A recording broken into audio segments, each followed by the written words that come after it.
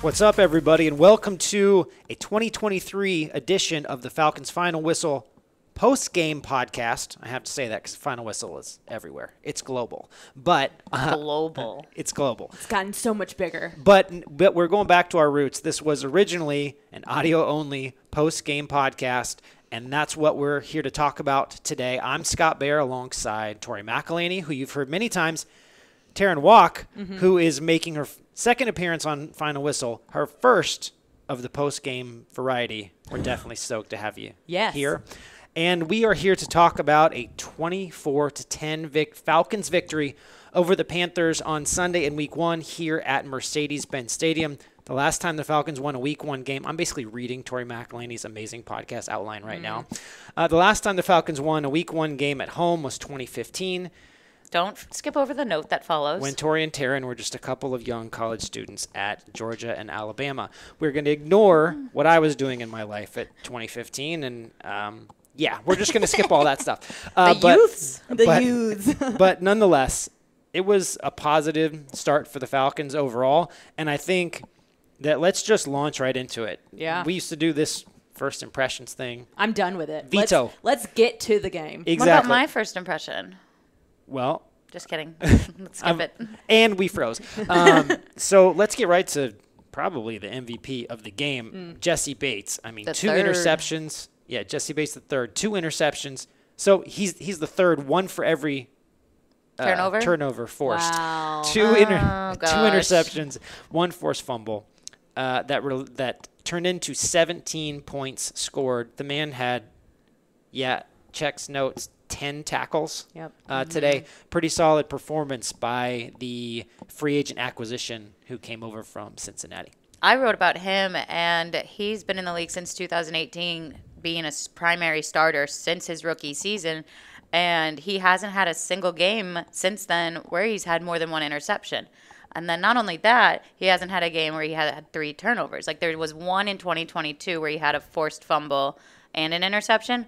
But this is the 3 in his name is now coming alive. Oh, I love it. I think, too, it goes to kind of this whole idea of the Falcons putting money and resources into this defense and it paying off. I think I was joking that the headline of Terrin's story should have been like, Jessie Bates earns his money. Because we know how much the Falcons are paying him. They're paying him quite a bit, as they should. This is a guy who went and he went out with the Bengals in his first years in the league and performed well. He earned this contract, the second contract that he's been working really hard towards.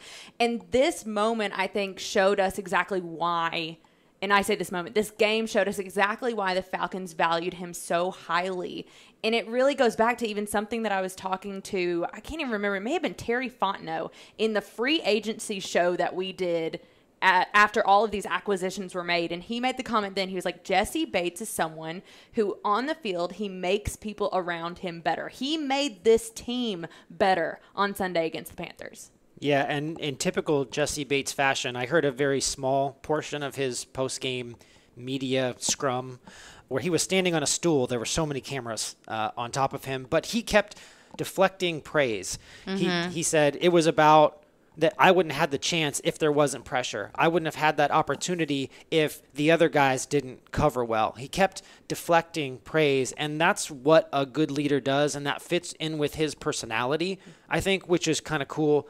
Another thing, I think during the moment, especially on that first interception, I said that he baited Bryce Young into a throw.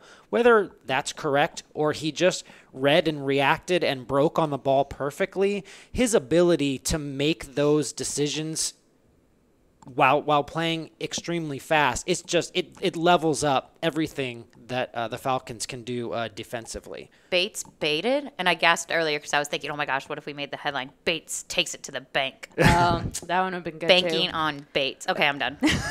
I love it. All the alliterations. Well, he just needs to make more plays so we can have more of these headlines. Because then he'll make bank. Okay, I'm done now. Again, I mean, there you go. He's got 2 contracts. There's always a third. But since we're in the middle of a defensive discussion, let's also mention some great news that Falcons Final Whistle is now sponsored and brought to you by Zaxby's. And oh man, do we have some news for you? Since the Falcons defense sacked the opposing quarterback at home, shout out to Troy Anderson, Grady Jarrett, and Lorenzo Carter, you can go to any Atlanta area Zaxby's for a buy one, get Big Zax Snak meal the day after the game. So Monday, for those of you listening right now, use the code ATLSAC23. Man, that was a good script. Buy one, get one. Big Zax Snak. That's what you need. BOGO. BOGO. I feel like next time we need maybe a 4 tender meal with some tongue torch or something like that. That'd be so good with Sorry, me. what? Yeah. Tongue torch sauce. It's I don't super even know what that spicy. is. It's It's amazing. good. Oh, It's see, good. we need a full platter. Yeah. Definitely. Zaxby's is where it's at. So, again, it was a solid defensive performance. I think defense. Desmond Ritter Carried said the him. best. He said, he was like, we relied on our defense today to not just, I think, keep them in the game, but to ultimately win the game. Yeah, and I think that carried them. And then who else carried them while taking carries? See what I'm doing here. Bijan People Robinson. are going to hate us. They really are. Bijan Robinson and Tyler Allgeier. I couldn't decide which one you wanted us to say, so I just didn't say anything. I mean, not only were they super efficient to the tune of 5.2 yards per touch for Tyler, 5.18 for Bijan. So Tyler won that one. But they had a massive amount of production here. I don't have the numbers right in front of me, but we're talking over 70? approximately 200 yards, a little bit less than that, and 3 touchdowns. And Right. Tori, you crunched some numbers Yeah, and found a so cool stat. quick math that I did post game was kind of breaking down Bijan Robinson and Tyler Allgeier, the workload that they had together. 70.8% of all Falcons' 48 offensive plays went to Tyler Allgeier or Bijan Robinson. 70.8%. Dang. Not only that, they made up 80% of the Falcons' total offensive yardage and total offensive production on Sunday night. That is wild to me. I asked Arthur Smith after the game, was that by design or was that because of how the game ended up going? And he was like, he kind of laughed a little bit, and there was I saw it. There was a slight smile when I asked that smile or question. slight? It was slight. Ooh. I don't know if Arthur Smith does anything softly. So it was a slight smile, and he kind of said, no, we didn't go into the game wanting to be that heavy-handed with the running backs, but when it's working, it's working. And this at one point was the only thing that was working for this offense. And that was coming from Desmond Ritter and Arthur Smith. They said that we understand and we know that the pass game was not there early. We're well aware of that. We need to clean that up. We need to fix it. So what do? You go to what was working, and what was working was Bijan and Tyler. Yeah, and I think if we go back to right after the NFL draft when the Falcons took Bijan Robinson, number 8 overall, a pretty lazy narrative, not put out there by us, but a lazy narrative was, now that they have Robinson, what are they going to do with Tyler? Yeah, it's are like, they oh my disrespecting gosh. Tyler? How can they Yeah. coexist? Yeah. Well, someone look at the stat sheet, and I think that's how they can coexist. And you can say that they have contrasting styles and maybe they do some things different, but they're both pretty powerful dudes and they can both make people miss. They're elusive In different ways. Yeah, I was going to say, they look completely different when they run. Mm-hmm. Tyler's like the bowling ball that just rolls through the field. Mm-hmm. And then Bijan makes people I don't miss. know. He's just elegant out there, twinkle toes somehow, some way. But then if he has to split 2 tacklers and go right through you, he's 220 pounds. I had to stare at the roster to make sure that number was right. And he's a big dude. Tyler really impressed me on his first touchdown. There was supposed to be a hole where there wasn't. Yeah. And he didn't panic, and he didn't try to just bull rush his way in for a yard or 2. He waited, found the corner, and got the ball across the pylon in time to score the first of his 2 touchdowns. I just think that's really smart and we're talking about a first and second year guy. These are guys that are under contract together for a long time. So yeah, back to Tori's point, I don't think that a recipe for success over 17 weeks is having that type of skewed offensive production or touch count. Right. Drake London didn't have a catch in this game. Kyle Pitts only had 2 for 44, and he was the leading receiver. They want to spread the ball around more, and they will, but it was a recipe that worked when combined with defense over the course of this one. Well, you have to keep in mind that Pitts was the leader because he had that one big pass. Right, 35-yarder. He didn't get a touch, a reception until the second half. Right. It was like a minute and 20 some odd seconds to go in the third quarter was when he finally had his first catch that wasn't called back, because he did have a catch earlier in the game, but it was called back for a hold, I believe, or an illegal shift, one of those. Mm-hmm. But regardless, it wasn't a reception technically. Right. It didn't count. So I think that gets us to the next point of where can this team get better? Mm-hmm. And it is the pass game. And that was something that I wrote about after the game. And people can say, like, oh, like, you were a little too harsh on them potentially because what? I know. Because, like, oh, like, Jessie Bates had a great game and Bijan and Tyler had a great game. And it's like, yes, all of that is well and true. However, I don't think this team, this offense operated at the clip that they want to be at. And I know that for a fact because they said that. They said that because Desmond Ridder literally said post-game, we were playing well beneath where we should be, where we know we can be. And I agree with that. So I'm going to push them to be better in the pass game when I'm looking at this game overall. Something that I thought was really interesting, and it was kind of what I wrote about a little bit, was just the fact that it didn't ever feel like this offense got in a rhythm until well into the third, fourth quarter. You're talking about some of the last drives that the Falcons actually put together, a drive that I think aligns with what they want to do, where they are spreading the ball out to different people. You have some explosive plays from Kyle Pitts and Bijan Robinson in there. You have the run game kind of supplementing some of these passes. So all of that to say, it needs to happen sooner. They need to get to that point quicker. And I think Arthur Smith knows that. Desmond Ridder knows that. I think this entire offense understands that. And so for this team to be what they want to be and what I do believe they can be, you have to get more people involved. There has to be more of a balance offensively. And again, they all know. I'm not saying anything that they don't know. I'm not setting an expectation that they don't want to reach themselves. I'm just pointing it out that this is a specific area that in order for them to win as many games as they possibly can, they need to rectify. Right. It'd be more concerning if they didn't agree with what you're 100%. saying. 100%. So that's why they said it in the post-game press conferences. Yeah. That was not an ideal passing situation. Especially that first half. And even Desmond Ridder was like, I put some of that on me too. Like he was like the last 8 minutes of the first half, he was like, I was kind of pushing too much. I was pressing too much. I was getting away from what our offense is. And he was like, and that's the difference between the first and second half for him. He was like, I was just kind of staying within my reads and kind of slowing things down a little bit for myself. And so I think that all goes back to the point of this offense is still learning how to fine-tune itself as a cohesive unit. Well, I mean, Desmond was here last year, but people are forgetting that he was only playing for the 4 games. Right. So, yes, this is year 2, and the jump from year 1 to year 2 is normally the biggest, but it's like a half jump since you didn't play the whole season. Also, think about how many people he has on the field now that weren't here for those 4 games. Mm-hmm. Kyle Pitts, Bijan Robinson, Matt Collins, Jonnu Smith. I could go on and on, Yeah. So hopefully the jump from week 1 to week 2 is as big as the year 1 to year 2 normally is. I generally hate just criticizing the offensive line for that's always the easiest thing. Well, they gave up a lot of pressure. It's all the line's fault. But I think this line is pretty good. Was pretty good last year and full of a lot of talented dudes. And I don't think they're going to watch the game tape and be real proud of 4 sacks and 6 quarterback hits.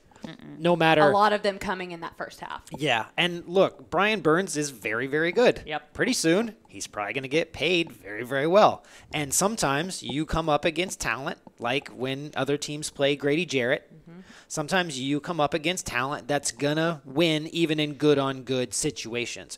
And this offensive line, as we know, still protected or blocked really well in the run game, created opportunities, and ultimately, to just say they need to be better, but ultimately buying a little bit more time for a young quarterback who may go through those moments where he's a little slower getting used to things, that they can support him in that way. And I think there's enough talent for me to ask for that without sounding like a jerk.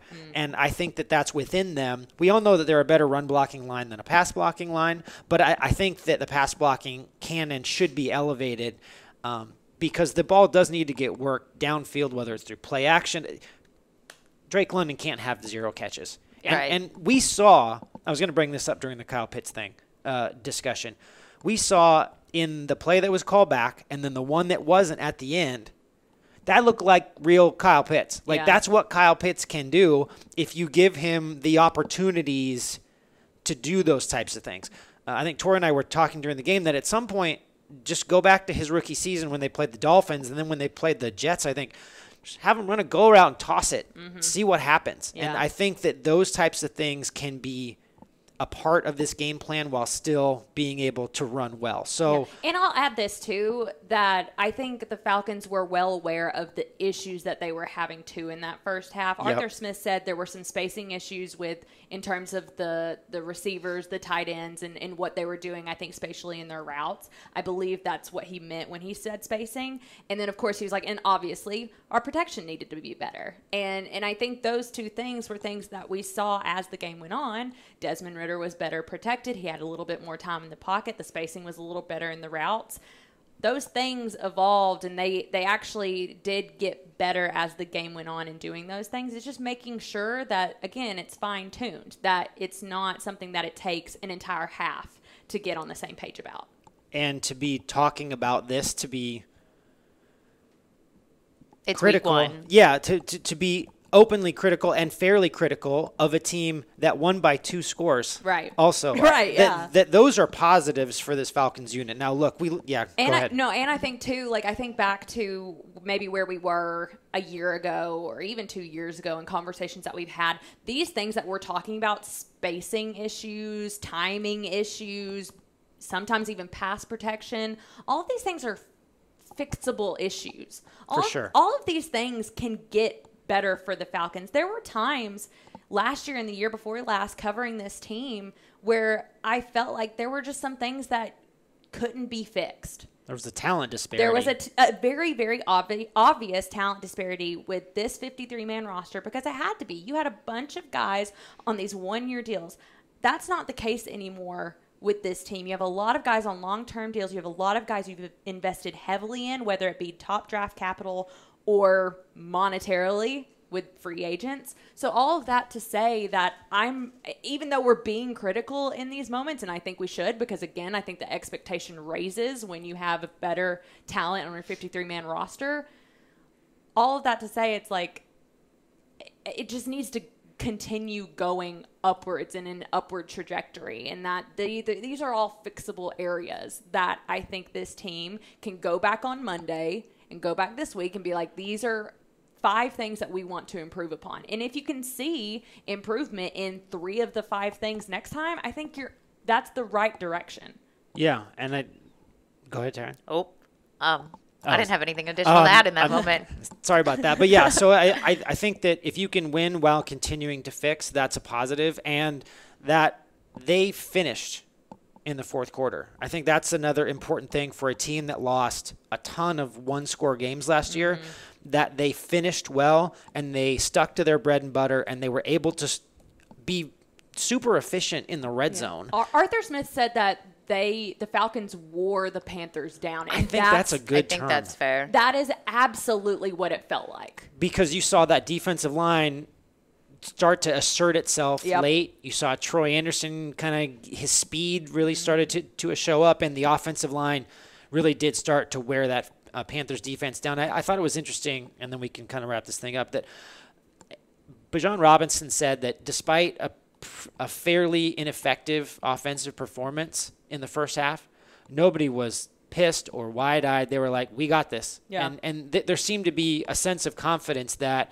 there was plenty of time. It was a tie ball game. If you could just kind of continue to work on things. Like we're talking about between games, but also within games, and try to improve on those mistakes. I think that's how you can start to, generate some positive results within games and then between games. I said before this game even started that the biggest thing that I was going to take from this week 1 game was not necessarily who had the best game plan going in, but which game plan evolved as the game went on. I said that this was going to be a coach's chess match more than any other game, just because of how many unscouted looks you're getting, because of how much turnover has happened within these two organizations. So the fact that the Falcons were able to evolve as the game went on and evolve in a way that made it really difficult for the Panthers to do anything offensively or defensively, I think it just goes back to kind of their own preparation and in-game adjustments that they were able to make. When simply put, you'd rather a team finish in the 4th than fall apart in the 4th. Yeah. Like, you can come back from a slow start. If you have a strong start and then fall apart, you're going to lose.